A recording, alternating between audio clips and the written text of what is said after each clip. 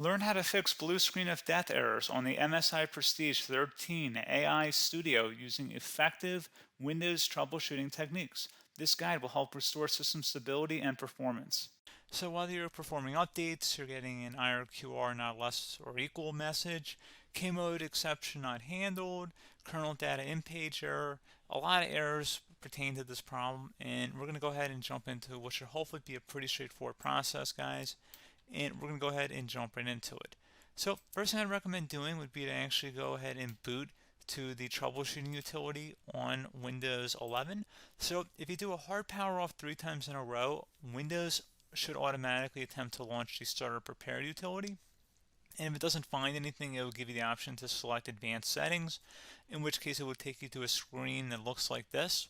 Now, if it does not take you to a screen that looks like this, or you're unable to get to that, you can also download the Windows 10 Media Creation Utility, or Windows 11. They probably will make a creation utility for Windows 11 at some point. And it doesn't really matter. You can actually run the Windows 10 utility on Windows 11 as far as I'm aware. And you should be able to run the troubleshooting utilities built in within it. So you just would go ahead and download it to an ISO file and then burn it to a DVD or USB. It'd have to be about 4 gigabytes or more. It couldn't be a small USB flash drive, and it couldn't be a CD. It'd have to be a DVD. And then you'd boot your computer from it. So depending on the computer manufacturer, you'd have to tap a different key on your keyboard in order to launch that menu, in order to select what boot drive you want to go off of. So it could be anything between the escape key, F2, F8, F12, for example, and those are the function keys on the top of your keyboard. So you may have to just do a little bit of trial and error. Shouldn't take you more than a couple minutes. Googling it would probably be best before you even begin. But anyway, we're ready to go ahead and jump right into it. So we're on the choose an option page. So these will look very similar whether you're booting from it directly within Windows itself, or if you're plugged in a USB flash drive with the media creation utility installed and you selected the recovery option. So when you are setting up your Windows 11 installation or Windows 10, depending on the drive you're using, there should be an option to repair your computer in the bottom left corner of the dialog window, one of the first screens that comes up. You go ahead and select that, and then it would take you to a troubleshooting screen like you see here. And you want to go ahead and select troubleshoot, reset your PC, or see advanced options. And then there are going to be a whole bunch of options in here that we're going to explore in today's video. The first one, we're going to actually go underneath advanced options, and then select startup prepare, fix problems that keep Windows from loading. So go ahead and select that first.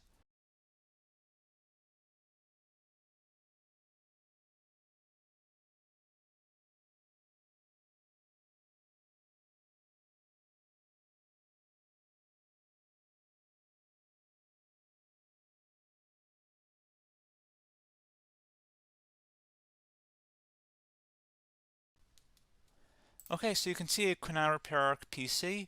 That was our first option we could try. Something else, if we go back into advanced options here, and then select troubleshoot, we're going to go underneath advanced options again. You can go ahead and actually access safe mode by selecting startup settings. And then if you select the restart button, you have the option on the screen, select safe mode with networking, which will give you a key on the screen. It'll tell you which key to press to enter that. I believe it's the F7 key. It'll do that for you. I'm not going to go over that in today's tutorial because I don't really want to go into safe mode, but you're more than welcome to attempt that by going into here and then selecting restart. Again, it'll launch another screen. It'll say what key do you want to press, and it'll give you like 7 or 8 different options, and you want to select safe mode with networking. There's also an option for a command prompt too, but that's going to be something we're going to cover later in this video, and we don't even have to go through that in order to access it. So that's why I'm not going to really push for that, because unless you know exactly what's causing the problem, you probably don't need to go into safe mode. Unless you're trying to recover files, in which case then you definitely can go into safe mode, but we're trying to actually recover our computer here. So I hope that makes sense. Something else we can also try here as well would be to uninstall updates, remove recently installed quality or feature updates from Windows. So if you go ahead and select that, you can uninstall the latest quality updates, which generally is the more day-to-day updates.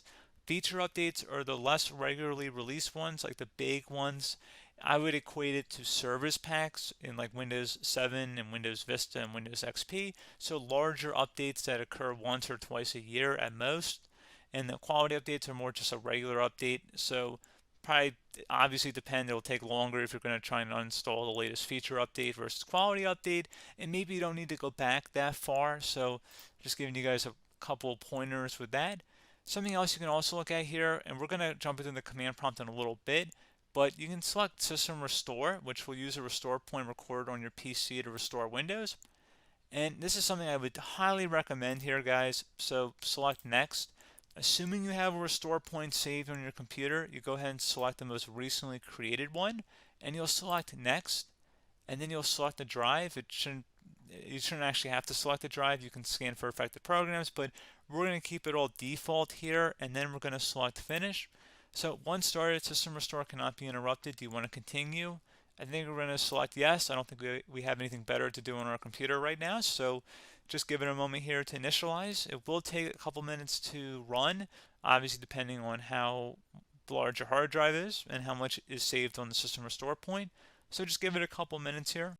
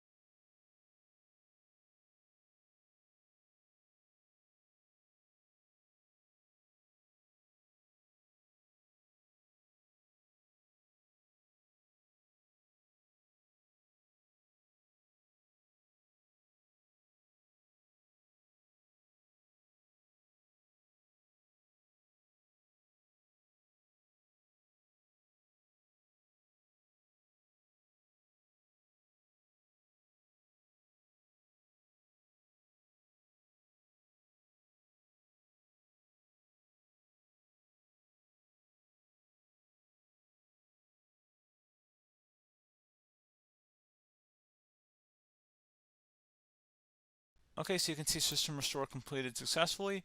The system has been restored. Your documents have not been affected. Click the Restart button to restart your computer. Go ahead and select Restart.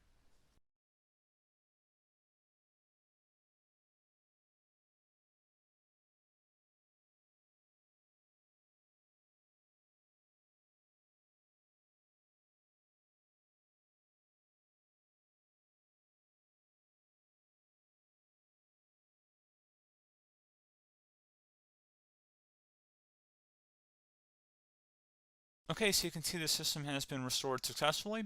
We're going to go over a couple different methods in addition to that if that did not work. So I'm just going to pause the video and we're going to start back on the recovery screen that we started with. Okay, so a couple other things we can try here too. If you go back into troubleshoot, you can select reset your PC, while you choose to keep or remove your personal files and then reinstalls Windows.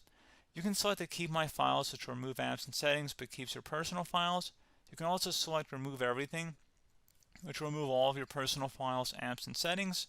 So this is more of a factory reset, the second option here. First option, it should not delete all of your personal files. However, it will pretty much clear most of your programs, and keep in mind, there's no guarantee that your information, number one, is even still available and easily recoverable on your computer to the point that you actually would be able to recover anything.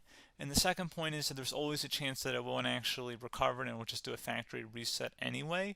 So there's no guarantee that actually would keep your files anyway. So I would recommend trying to get a recovery tool and backing that up first before selecting it anyway. But again, those are a couple of different options. And then something else you can try here if you go back to the choose an option. Another option, if you go underneath choose an option and select troubleshoot, advanced options, and now select where it says command prompt. Okay, so the first thing we should do is type our main hard drive here. In most cases, it should be the C drive. So you just do a C colon and then hit enter on your keyboard. So once you're underneath the C drive, we're going to type in dir and then hit enter on your keyboard. It should have program files, users, and Windows all in there. That's how you know you're in the right directory.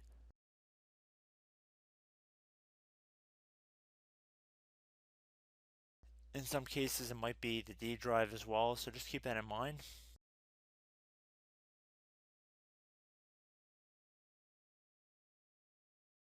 Next thing we're going to do is type in cd space /Windows /system32 /config,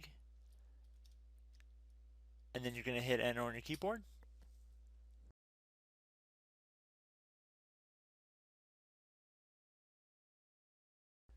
So now you're going to type md space backup.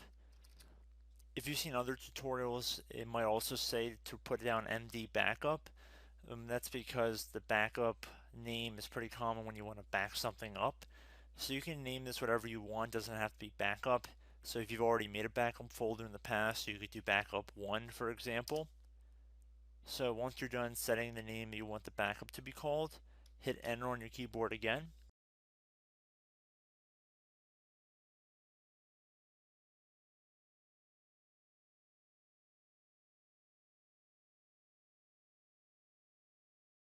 At this point you want to type copy, C-O-P-Y, space, then you want to do the star symbol above the 8 key, then do a period or a dot, whatever you want to call it, then another star sign, and then another space, and then type backup, and then hit enter on your keyboard.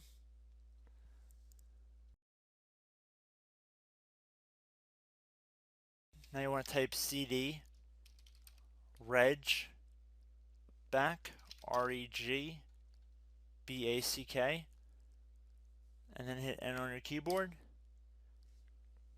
So now that we are under the reg back, so now you want to type dir again, and then hit enter.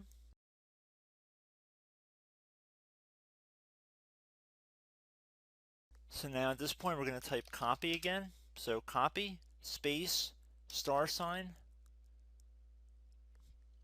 dot, another star sign, space, and then 2 dots.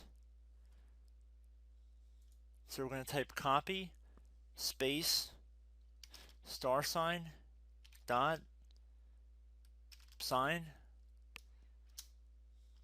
star sign,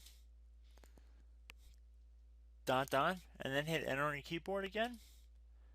So for overwrite, you want to overwrite all. So type A on your keyboard, so capital A, and then hit enter on your keyboard.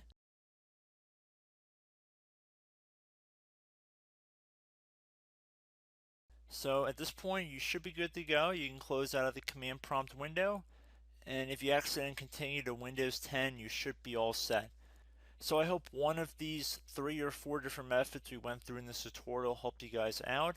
Again, I'm not sure if you guys heard me earlier, but try to go back into your safe mode if possible and uninstall any programs you know might be conflicting with the Windows startup if you can get into safe mode.